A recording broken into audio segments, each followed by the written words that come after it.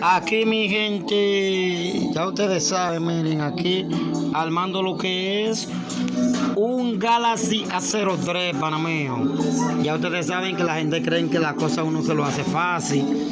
Ya ustedes miren cómo que vivimos los mecánicos aquí con unos regueros, que ya ustedes saben, regueros de capo. Ya ustedes saben aquí. Ya ustedes saben, Eddie Comunicación. Ya ustedes saben, panameño activo aquí siempre. Un saludo especial para el Bori, mi hermano el Bori. Dígame a ver qué es lo que es. Ya usted sabe, aquí activo, aquí preparándole lo suyo, Bori. Que la gente cree que las cosas uno se las gana así, Bori.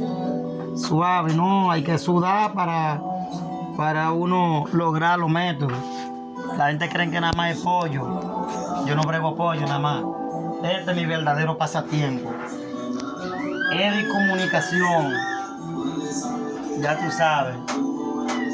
Ahí acabé.